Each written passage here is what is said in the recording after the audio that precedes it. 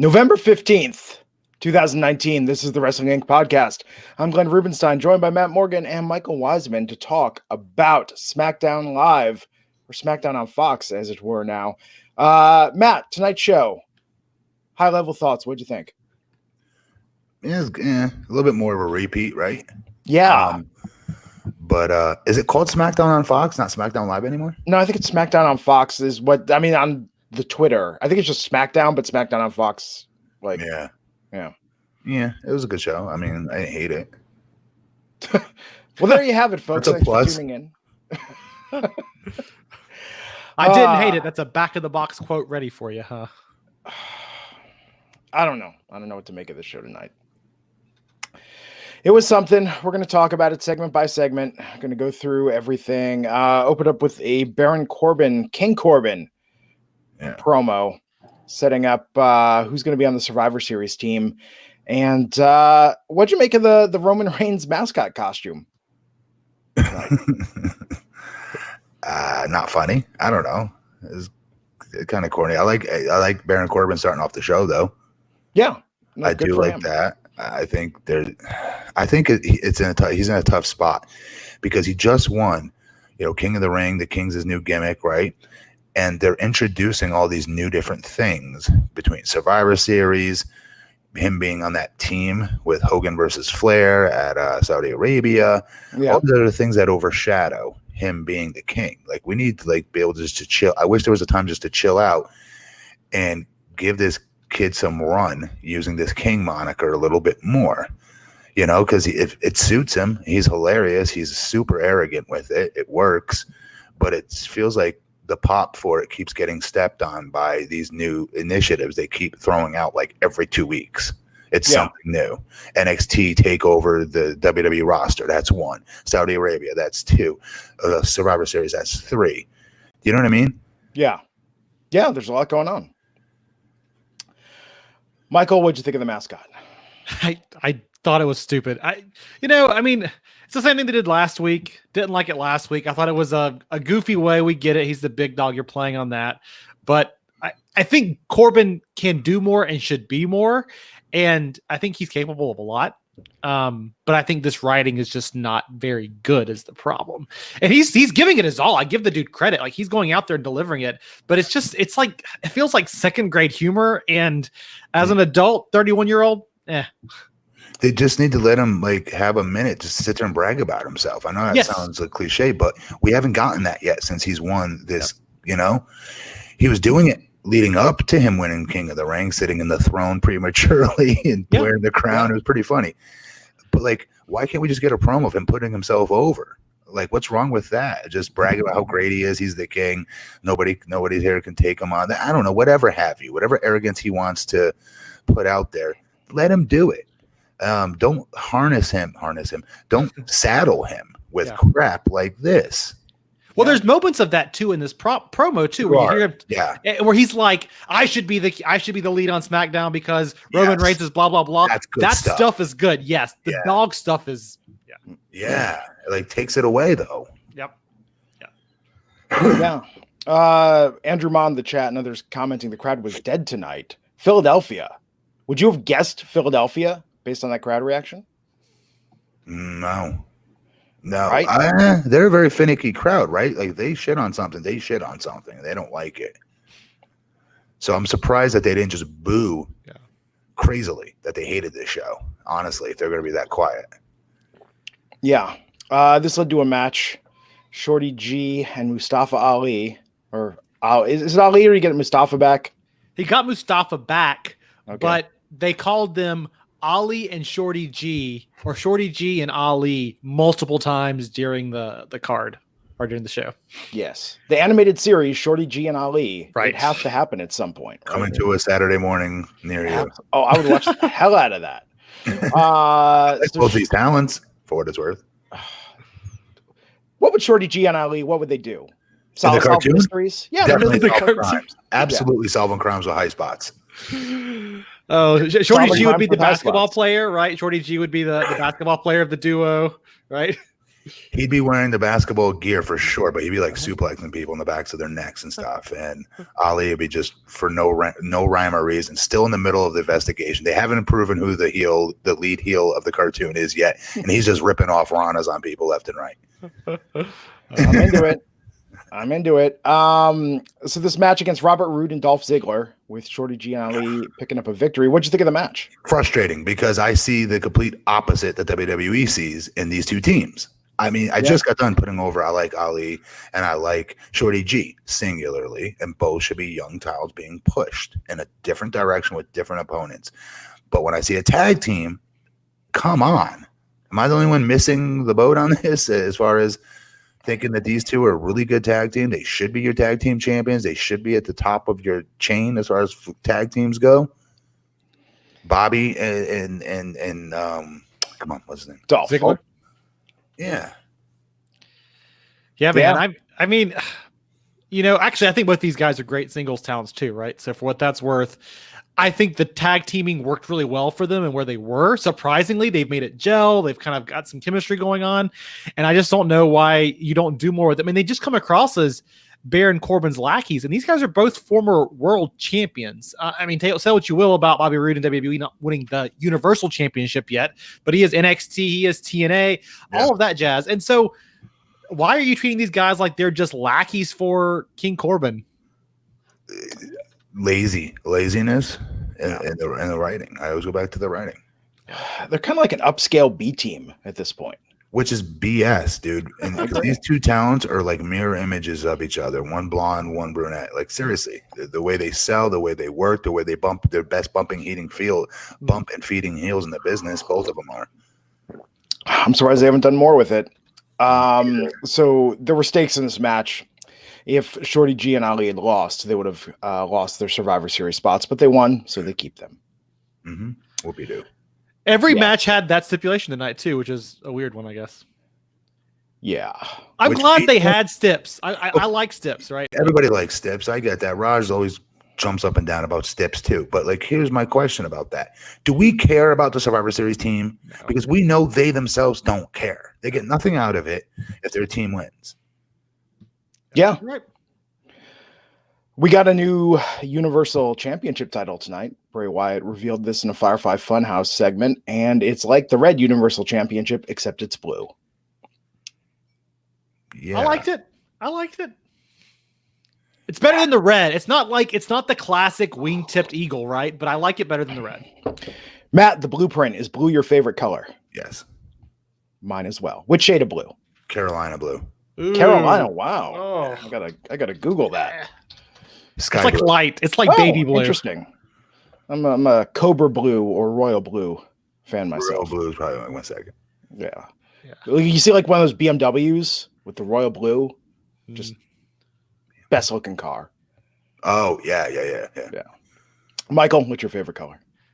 Overall, red, but I hated the red Universal Championship. I like a good blue though, but I like a good a dark blue that's got like a little bit of a hint of blackish purplish to it. Yes. Deep. Yes. You can't go wrong with I blue. think the championships look too much like the Hall of Fame rings. Like, I think that's where they first arrived, the first new title, when they made it with a black background, when the one Rock won, remember? Yeah. It's like they took that right off of somebody's like Hall of Fame ring, because that's what the Hall of Fame ring looks like. Yeah. The big WWE logo in the middle and the black stone behind it. And that's what these title belts look like. Yeah. I don't know why you wouldn't just do, I mean, it'd be pretty easy. Just do the black belt, even if you kept that look, and just make the dash a different color, right? Like Raw has a red dash. Too subtle. SmackDown has blue dash. Are we that stupid of an audience that like the title needs to match the freaking brand of the show color? Are we really that stupid? Yes. Absolutely. 100%. Is it SmackDown on Spike TV? I don't even know what's going on anymore. Come on. But like seriously, does it have to be blue because it's SmackDown and red because it's Raw and the color of Raw's letters are red? That's so stupid. Because I like the older belts, quite honestly. Like the wing, what'd you call it? The wing tipped eagle. Even though I like that better. I like them all better. All the older ones. Yeah, I mean, for nostalgia reasons, but I don't know. I just think when you want to wear a title, it looks cool. The new belts are too damn big, and nobody can wear them. Well, they got the size thing. Brock is the only one. AEW's got the same issue where these titles are just like I agree with they're that. massive, Okay. right? Yeah, like, and they've just been getting bigger for 25 years. Like, there's got to be some limit where they stop, right? I always want the champion to wear the title. Yeah, like around their Sometimes on waist. their shoulders, sometimes, but mostly wear it. You know, I think there's a conspiracy about this. Has Bayley worn the women's title yet? She's always got it around her neck. She's always holding it. I've never seen it. I'm sure she has, but I haven't seen it yet. So I saw a mock-up after she won it. And Matt, tell me what you think of this. The way that it says Bayley, if she had the title on her waist and you go down the middle, Bayley, AEW, if she's wearing the title on her waist with the letters on her new gear. I got nothing for you. I don't think that's any conspiracy, though. But that's a weird coincidence, right? I have to see it, maybe. Yeah, I'll find an image. So we saw a repeat of what happened with Tyson Fury and Braun Strowman taking out the B team last week. Tonight, Drew Gulak and the B team waiting in the ring. Oh, what can we say about this? I mean, Strowman, wreck shop, stood tall. They've got nothing for him. That's what you could say for this. They have nothing for him. I wanted Gulak to do the Me too. PowerPoint, but this is the way that over mock-up. to his side. Yeah, They ride off into the sunset together with PowerPoint presentations. Right? Yeah. He's hilarious. I would No, watch that network show, right? Drew Gulak does PowerPoint. I would, man. He's so good at it. He's Yep. he's funny. Yep. I think they think that they're like, I don't know. I mean, I think they're using PowerPoint because it's stupid. I don't think they realize it's legitimately funny, not like stupid. Like the punchline isn't the PowerPoint. The humor of it is that he puts his time and effort into doing the PowerPoints. Yes. Right. 100%. Yeah. Oh man. So after that, oh, here we go. SmackDown Tag Team title match, The Revival versus The New Day. Hang on. Don't we think Braun Strowman owes him an apology for not taking him up on his PowerPoint presentation offer? Because had he had watched it and listened to it and digested it, maybe, just maybe, he would have won his match at Saudi Arabia, right? Braun's not a details guy. Oh, okay. He's not visual, you know? Well, he should have been. He would have won this match if he just listened. Just I agree. read the PowerPoint training, right? Just That's got to go what through the tonight- training. That's what tonight's story should have been about, by the way. Should have just been a squash match. Should have been him explaining. You should have just listened to me. Look what would have, you would have avoided this. So the next time you run into Braun Strowman at the gym, Matt, I want you to be like, why isn't Braun taking Drew? Yes. Just Done deal. fanboy it completely. Done deal. Yes. They didn't have enough time to do that story tonight, Matt, because they were too busy repeating last week's story. Okay, come on. Ugh, yeah. SmackDown Tag Team title match, The Revival versus The New Day. Now this should be good. This was, Yes. but I wasn't excited for it. Yeah, because it doesn't feel like they've done this or some variation of this too much. To me, it did. I don't know why I got that. I was saying this to my wife. I was like, normally on paper, I'd be pretty pumped about this matchup. Yeah. I don't know why I'm not. Maybe that's why what you just said. I mean, this is one of those where they just run these things into the ground.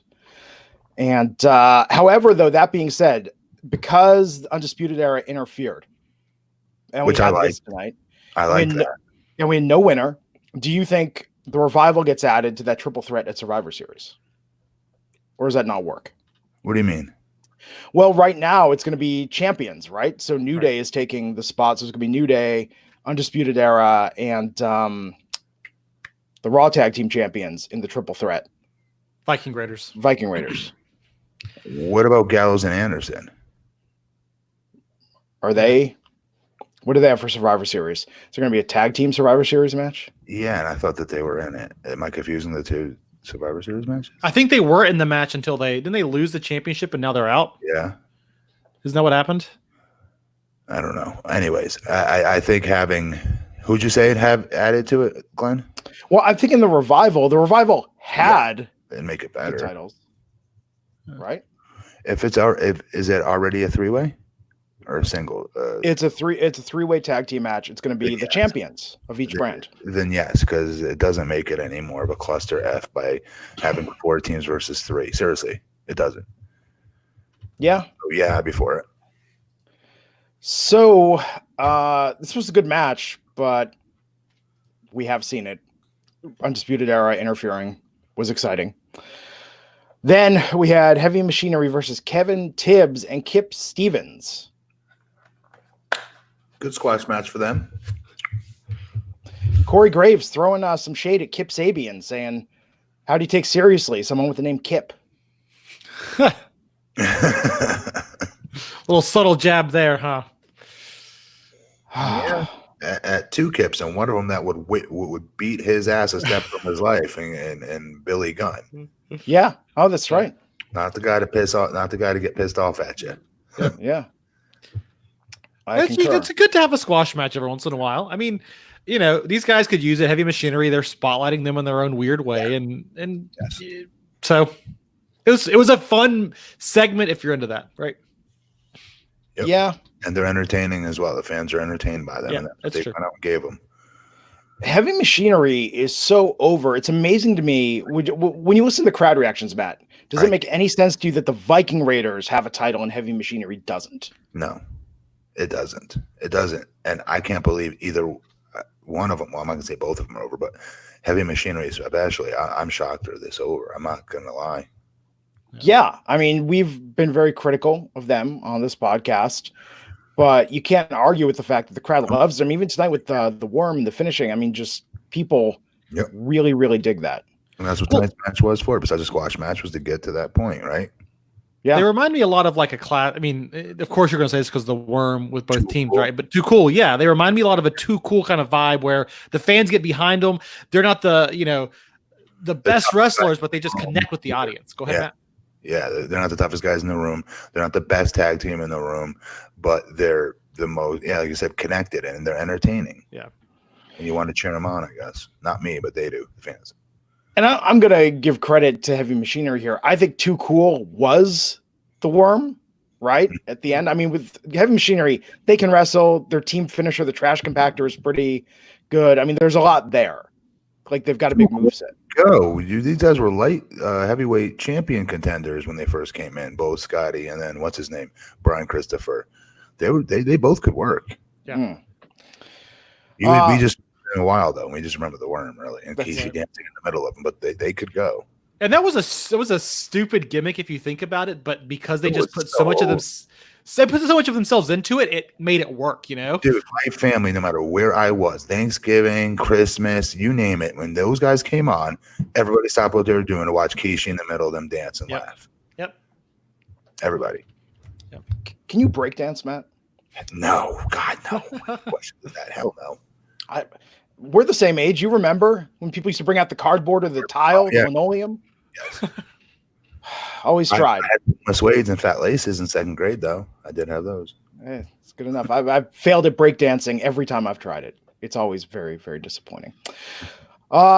So after Heavy Machinery picked up that win tonight, we saw some replays of attacks backstage with Sasha Banks and Bayley.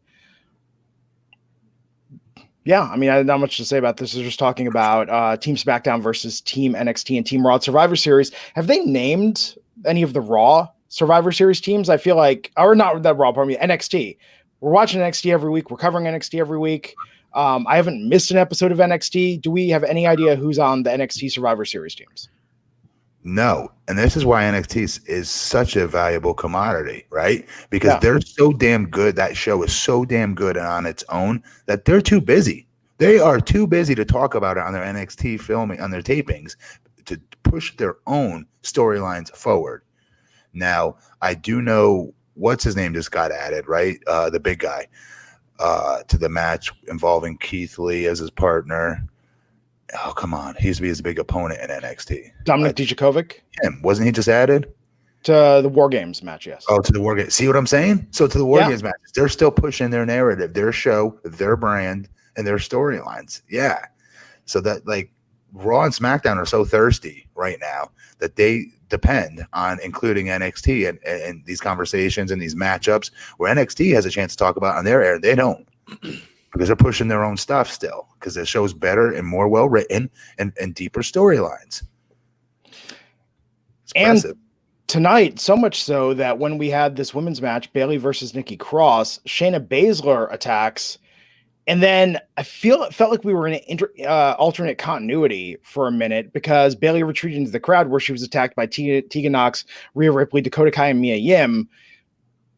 The 3 of those 4 are facing off against Shayna Baszler's team at War Games. So this idea that, I mean, I get maybe the argument is we're on a brand, even if we're fighting at War Games, we come together to represent NXT. I get that, but it does seem a little strange to me. Not like it doesn't make as much sense in the storyline. Well, this is why, guys, I'm cool with it because again, they don't throw it away. They don't do this on NXT. Yeah. Right. On Raw, they'll show their ass, so to speak, on Raw or SmackDown, but not on their own brand. And they won't muddy the waters on NXT. Yeah. Which I'm okay with because that's what we're watching, right? We're in the context of NXT when we're watching that.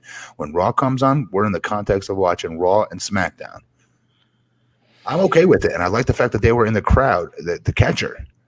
I was wondering, people, you know the heel's going to run. Why would you not have somebody back there waiting on their ass? You know? Yeah. And so this led to that match being broken up between Bayley and Nikki Cross. And instead, we got Sasha Banks, Dana Brooke, Carmella, and Nikki Cross representing SmackDown against Rhea Ripley, Mia Yim, Tegan Nox, and Dakota Kai in a 4-on-4 match. This was good. Yeah. Yeah. Props to Mia Yim, right? After that ladder match Wednesday. How's she been walking? Yes.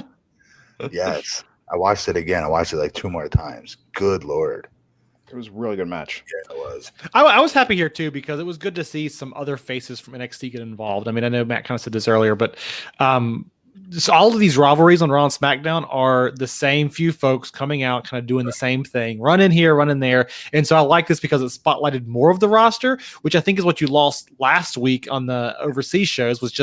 It was literally the exact same. I mean, we had the UK NXT guys running in there, but it just felt like a repeat of before. So again, spotlighting more women from that brand there's no harm there.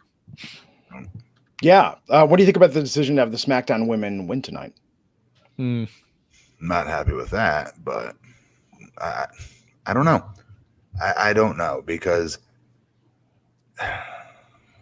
this is the type of stuff that aren't we supposed to pay to want to go see? Yeah. Why would you give these clean wins away?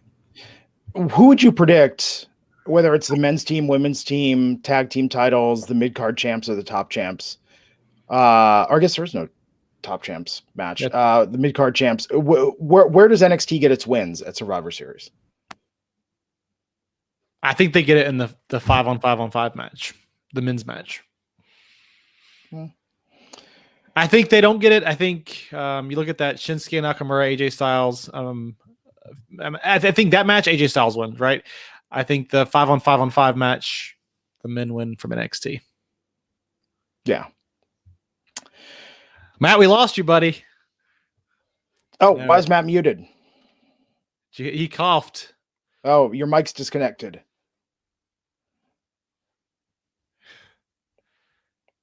For the audio version at home, Matt is miming to us. Matt's microphone is disconnected.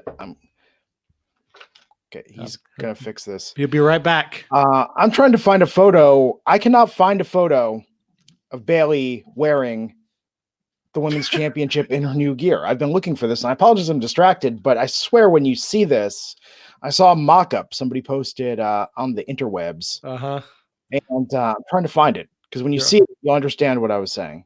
It's always a trustworthy site there, the interwebs. Are you talking about her new gold gear? Yes, her new gold gear, the middle letters are A and E. Yes. Put the belt around her waist. What do you got? Oh, yeah, I see it. I see what you mean now because it's right down the middle, AEW. Yeah, here, let me... I see a picture of her. Yeah. Yes. See, there we go. So I'm just saying, look at the A, the E, that title around her waist. You've got the W. BAYLEY. Yep, I see what you're saying. And it's weird. Yep. That I'm looking for it. I cannot find a single picture of her wearing the belt around her waist. Can't be too obvious there. I'm telling you. It's a conspiracy. Ugh. No, I mean, it was a good 5-on-5 match. I mean, I'm again glad they got more women on the roster. Matt, Put me back on three-way. Yeah, here, let me. I was showing. I didn't find a photo of Bailey wearing the belt around her waist, but I was demonstrating the AEW in the middle, or the AE in the middle. Super. Yes, riveted by conspiracy. Matt, you love conspiracy theories. No, you and your people like conspiracy theories. your people. Wow. That's right. Wow. I'm out there saying we need to audit the Fed, chemtrails, black helicopters, forced socialism, reprogramming camps, all of it. I subscribe to all of it. Your people, Glenn. Your people. I don't even know what you mean. Californians? The Jews? The Democrats. The Democrats. Wow. Anyhow, everything's so partisan with you. He's a politician. It's got to be that way. It's true. It's a world we live in. It's why isn't it weird seeing Tyrus pushing the Fox app during SmackDown all the time? I like how he says he's so pro WWE too, right? He's like, I know you're enjoying this amazing WWE SmackDown program, but check us out on Fox. I just think that's so funny knowing the history there. Yeah, like is he doing that? Yeah. Ads coming in pushing the Fox app saying, I know what it's like to wrestle in that ring. I used to wrestle in that ring, but now I'm on Fox Nation. Yeah, he's got a good show. I know. When are they going to hook you up with that, Matt? You still doing the Fox morning shows on Fridays? When I can, yeah. I couldn't today, but yeah. Be like, hey, Fox Nation, give me a call as soon But as he's I'm not out. talking about wrestling. He's doing politics shows. Yeah. Yeah. He was on the Greg Gutfield show for Saturday nights, and that's a huge show. Yeah. Yeah, he's got a good gig, man. He just comes across in those commercials like a little bit of like a has-been. Like, I used to do this, right? I used to do the wrestling, but now I do this. Like the way he portrays it just makes him feel a little bit. That commercial is not a good representation of him, I feel like. Have you ever opened like a political commercial with that? I used to lay the SmackDown in the ring. Now I do it at City Hall. Right. Yeah. Really? Yeah. Yes. That's hilarious. In a day and age where people don't want career politicians, guys that have served in 4 terms, 5 terms, yes. Okay. Yes. I want this guy who comes with nobody's hands in his pockets and owing people's favors. I'll take that guy. It's cool that we have enough mayors from professional wrestling backgrounds now that we could like legit have a mayor. We have 2. Grudge match at WrestleMania next year, right? We have 2. And let me remind the viewers at home, your boy here was elected before Glenn Jacobs. There you go. Throw that out there. Yes. You were the first. Well, so there's a big brawl after that women's match. Mandy Rose and Sonya Deville ran into the ring to try and clear it. And then we got the final segment of the night. This was quite lengthy. Miz TV with Daniel Bryan. Miz doing a lot of the talking, saying, Daniel, who are you? Which Daniel are we seeing? Who are you now? Talking about the Fiend attacking him. Daniel talking about his instability. I think they said unstable like a dozen times during this promo. Yeah. But he said, who better to face someone unstable like the Fiend than someone unstable like me? And before he could finish what he had to say, we got another Firefly Funhouse with Bray challenging Daniel Bryan to a match. Daniel Bryan turning around, challenging him to a match at Survivor Series. We got all the, before that, we had all the characters chiming in, trying to get Daniel to say yes. Finally, when it was turned around, Bray just started yelling yes, like easily 50 times. It was quite uncomfortable. I had other people in the room that don't watch wrestling during that part as we went off the air. Yeah. Like, oh, this is a little embarrassing. This is a little much. Do you think Daniel Bryan should have portrayed like he was scared? Mm. Do you guys not like that? When I don't think he should have been scared. Daniel Bryan was in a weird spot here from where I'm sitting, where he kind of acted very heelish at times, where he was like, I hate Miss TV. And then his kind of mental instability angle came a little bit out of nowhere. They worked it in okay, but that whole I canceled the yes movement on a whim, all that stuff felt very non-Daniel Bryan-ish, right? Because so long he was portrayed as being very focused and what's the word, like laser focused in a way, right, on what he was trying to do. That's why he was the one behind the Roman Reigns conspiracy in our minds at one point, because that's the kind of thing he would do. And now he's like, oh, I just kind of do these things on a whim. And it just, the mental instability angle didn't click with me, I think, in this segment. Yeah, that's very well put. Mm-hmm. And unstable. Do you think because there's a stigma now around the word crazy that unstable was like the new buzzword? I think unstable. I think that sounds worse. Doesn't? I mean, I don't know does. why. Because, like, for instance, if we're just having a normal conversation, right? And I'm like, Glenn, you are crazy. Come on, think logical. No way does that make sense. Versus Glenn, you're unstable. That doesn't make any sense. Like, that's like a legitimate, like, what's the word? Like, diagnosis I'm throwing out there, right? It's true. It feels more real and more, I don't know, more like I shouldn't be saying it than that's crazy. Come on, man.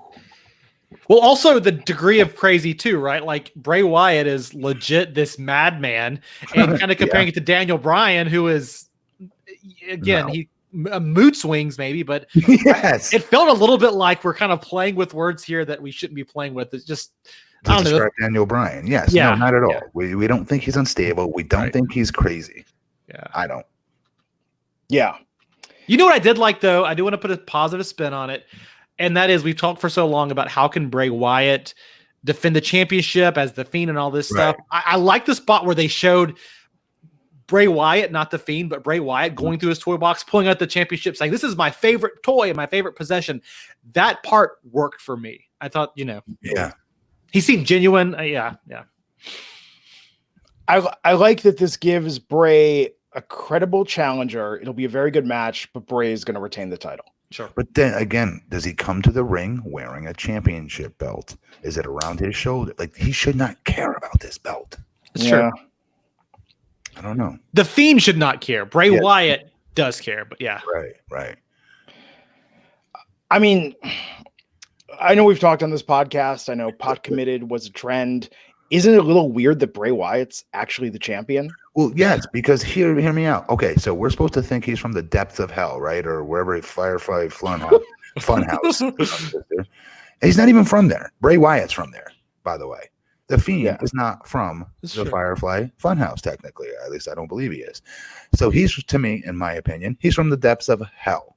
So let me get this straight. On his way up from the depths of hell on the elevator ride, he just stops and gets out into the Batman Batcave and go and get his utility belt, and then check. Then takes his championship title belt, check. Gets back in the elevator from depths of hell, come on up to Earth, and goes out and face. Like, it doesn't make sense. There would be no care in the world for this guy for this championship, is what I'm saying. He's not making a stop off in the other parts and dip the depths of hell to go pick up his title. Go, ooh, almost forgot this, and then walk down the aisle to wrestle his match. I just don't see it. Right. And when you think about classically, like, guys feuding, guys being mad at each other, my whole thing is, I thought Bray Wyatt, or the Fiend, I guess, doesn't care about anybody. That was my one other big piece of problem with this segment, which is, why did the Fiend attack Daniel Bryan last week? Mm-hmm. Why? Like, none of that made sense. And I know The Miz came out and gave a lot of explanation there for about 2 minutes. Like, well, the Fiend obviously did this, and kind of this very tell-all narrator kind of. I already forgot. What did he say? I don't even remember. You're right. It was like, because he's trying to set up this master plan. I'm like, no, the Fiend doesn't care about any of this. Doesn't care about matches. Right. Yeah. So I agree with Glenn. It is going to be a good match, and it's a good person for him to fight next. But story-wise, where I get caught up in the story, that's my big thing here, right? It loses me quite a bit. I mean, and he has to no-sell everything. Yeah. So what you do is you kick Daniel Bryan's ass like Brock did, and you give him this huge comeback out of nowhere where it doesn't look like he's going to get a comeback. And you get the fans on the edges of their seats for that final bump that he takes, and everyone thinking this is going to finally be like out of left field. They now think Daniel Bryan has a chance. Remember that match versus Brock, how well they did that? Yeah. Like, he got killed the whole time, and then we actually thought for like one split second, oh my God, he's going to pull this off. That's what makes this match exciting, I think. Right? I can't believe Survivor Series is a week from Sunday. I feel like they've maybe overbuilt up some angles and elements, but other stuff feels very underdeveloped. Yes, exactly, Glenn. Yep. This being one of them. Yeah. I'm going to be tuning in. The NXT thing alone is going to be cool. Yeah. That being said, one thing before we wrap, what did you think about, because we were critical about Shayna in the past, how she looked under the bright lights in the big stage. I will say that the NXT women tonight did not look as cool. I don't know if the gear, like Mia Yim wasn't in her full gear when she came out, and I get it because she was doing the attack, but she didn't have her mask, she didn't have the hat. I thought that they could have done a bit of a better job selling some of the characters, especially with Rhea. I think they should be pushing Rhea and Mia to the moon in front of this audience. They should. And it's we're always going to want that, right? We're very protective of our NXT people, both men and women. I think we are, because we both see the, sky's the limit for their potential. So when we see them on national television, we want everybody else who's not watched NXT to see them in the best light that we've seen them in. Yes. Like, no, that doesn't count. That doesn't, like when John Cena, for instance, he got first pulled up the TV. I remember my best friend Yanni calls me, he goes, "This Cena guy sucks. What's the big deal? I don't get it." And to his point, there was no reason to get it. They weren't letting John Cena be the John Cena and the prototype that he was down in OVW. Where I was telling all my friends, between him and Batista, these two guys are going to be like Hall of Famers. Yeah. I was calling it even back then because they're so far ahead of the pack of the rest of us, no question, especially Cena on the mic. And they weren't letting him talk. They're having him do these stupid promos, babyface promos. I'm like, he's such a good heel. What are they doing? I don't know. I don't have an answer for this. And then Batista comes up and they make him Deacon Batista. I'm like, I don't have an excuse for this. I don't know why he's wearing a suit. I don't get it. He's jacked. Trust me. I remember telling my friends this. And they're like, you keep overhyping these guys. They suck. My friends that normally don't watch wrestling, I got to come back and watch because I was going to be coming up soon after that. So it's like that. We're very protective over the developmental, or in this case, our NXT stars on their ascend up to the main roster. And when you see them make stupid mistakes like this and not show them as their best selves, it's annoying. Yeah. Well, I think also we have that connection to AEW too. I mean, not AEW, but NXT too, because we have a connection in AEW for some of the same reason, and that is that organic feeling to it. Matt talked about Batista being jacked, right?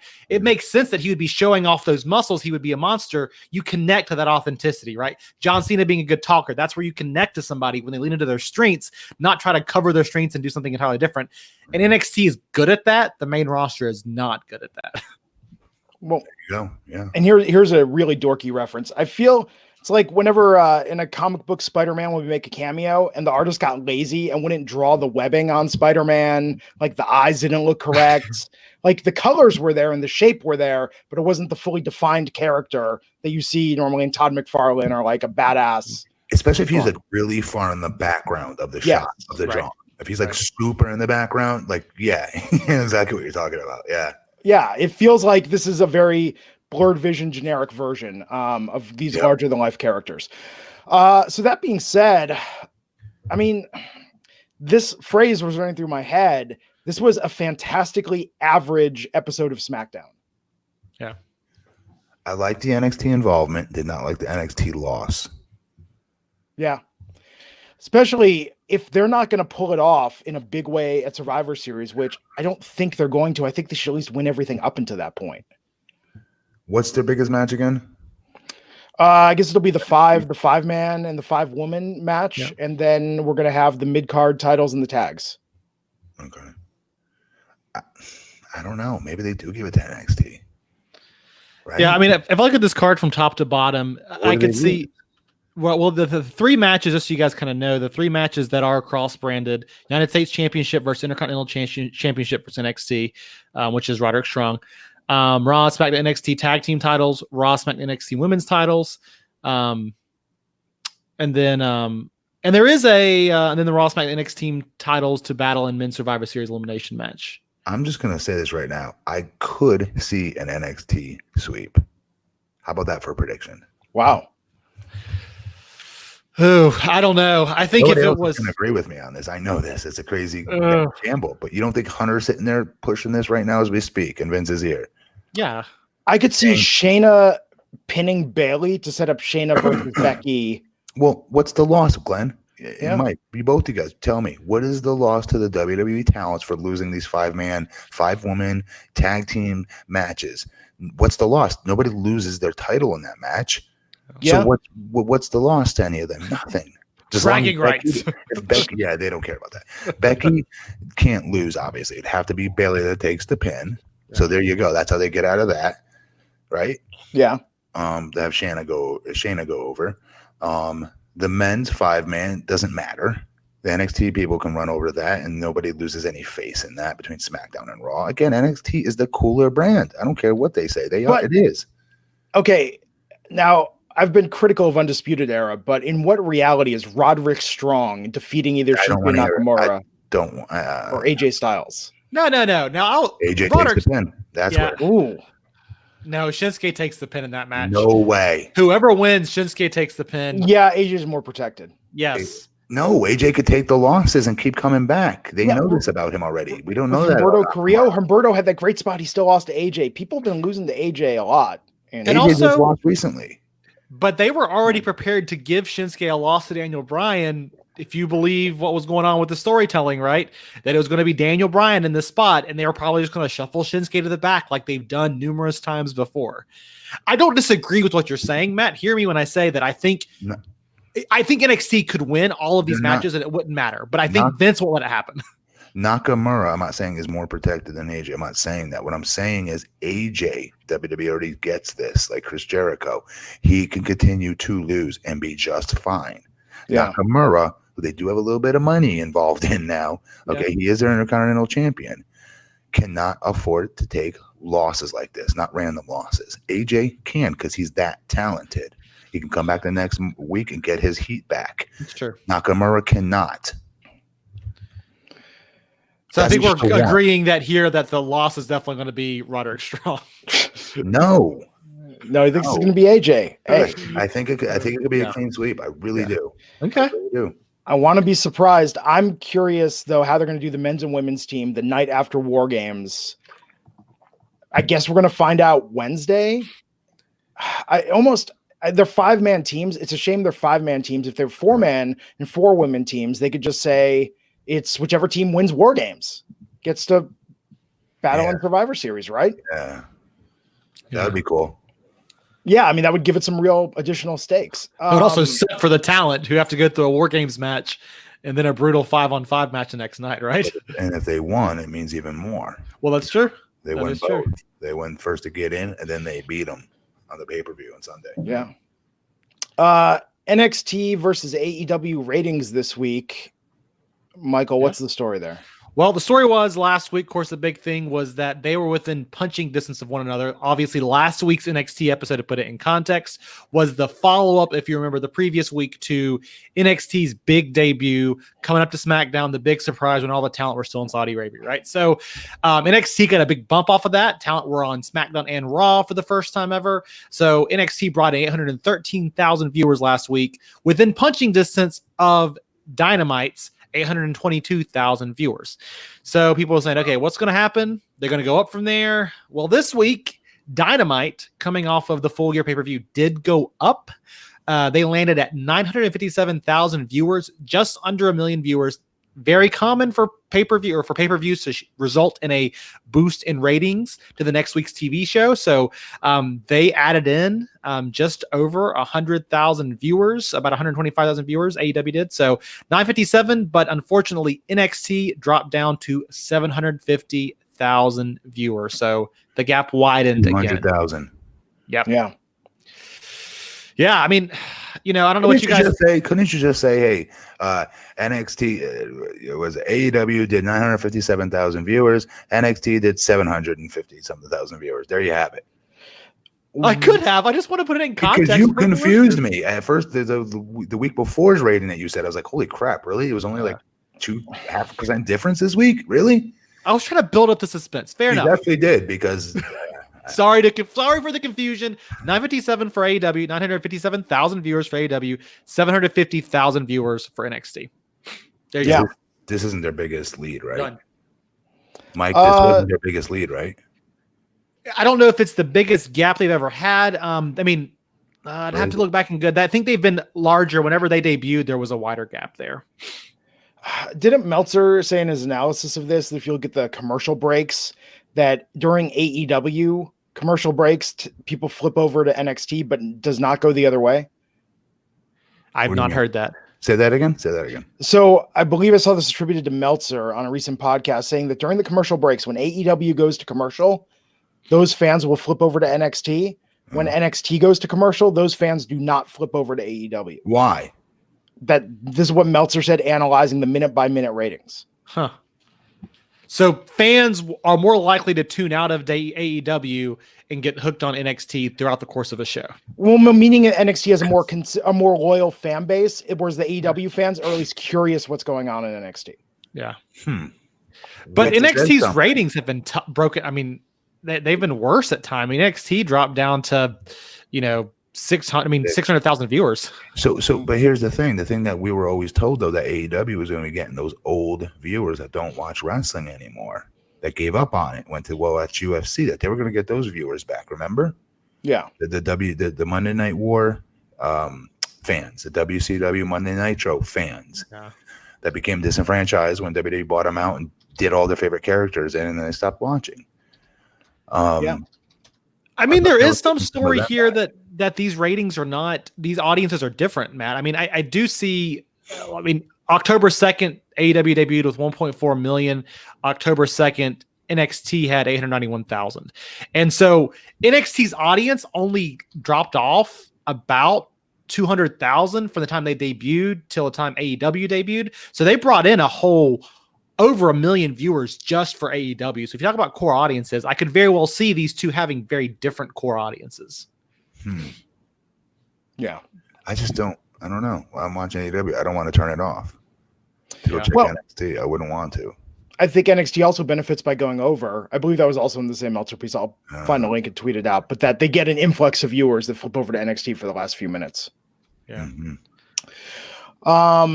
So I think that's all we have this week. I would love to see NXT. People love Full Sail. I would love to see them get out of Full Sail. You don't think it would be a failure as far as you can't beat their reaction? Their reactions are really good. I think NXT's product, I believe, is as good as AEW's product. It's just being shown differently. It's being shown as NXT's product. The storylines down there are great. I say down there in Full Sail, they're great. The talent down there storylines are good. Are amazing. Yeah, they are. I think the two best products are on at the exact same 2 hours each week, and I would just love to see NXT look a little bit more pro level. Yeah. That's it. Although, have you seen the photos of how much empty space in those arenas there are for some of these recent AEW shows? Yeah, they got to be careful, or they just don't care. During BTE, which I watch, right? They'll show them after the show some T-shirts out to the crowd, and when they do that, they're showing the hard camera side, which, for the record, every company I've ever wrestled for, WWE included, not just TNA, WWE as well. Those seats are usually clean. There's nobody sitting there. Yeah. But in those arenas that I saw the other week, it was more than just a hard cam side that was empty when they were showing them throw the T-shirts out to the crowd. I kept like, fuck, stop showing that. Stop filming that. Everyone thinks these arenas are sold out because I'm telling you, I'm a homer for AEW. I don't care what anybody says. I am. Is that weird, Matt, or is that difficult when you're out there wrestling and you see the packed people that are shown on camera, but when you turn to the camera, it might as well be an empty auditorium sometimes and you have to sell? Yeah, it's usually where my wife's sitting, my family's sitting as well, because they show the backs of people's heads. You ever notice, like in the front few rows there, right? So, no, but the longer I was with WWE, like toward the end there, I saw more and more of that. Yeah. You know, that those seats were becoming more and more empty. But there was a time, man, where there was not one empty seat, even on hard camera side, where the cameras are set up there in the arena. Yeah. People would be sitting around those cameras. It's crazy. Absolutely. So we'll be back here Monday night to talk all about Monday Night Raw, the go home for Survivor Series. And before we go, I found the image with the mock-up AEW right down the middle. Like I said, that's why Bayley's a lot of work. I never would have saw that. But Matt, there's not a single photo of her out there wearing this belt. This is a photoshopped version with the belt in the bottom. I'm telling you, I think there's something to it. Her renders don't have her wearing the belt. Her who? Her renders. Her entrance graphics, the champ graphics, the ones you take with the. Wouldn't they just make her change her outfit? Would they just wouldn't that be the best thing to do? Is if that was the actual thing, she would just change her gear, right? You would think. I think this was an unfortunate coincidence that somebody realized and said, "Oh no, she's not wearing the belt." Huh. Yes. I knew I wasn't crazy. I knew I didn't imagine that. I knew it was a thing. Anyhow, it was gnawing at me. I had to show it. He's at BP Matt Morgan on Twitter and Instagram. He doesn't believe in conspiracies. He just believes in patriotism and the truth. Yep. He's at The Real Wiseman on Twitter. I'm at Glenn Rubenstein, where I'd appreciate a follow. We'll catch you back here Monday night on the Wrestling Inc. podcast. Take care.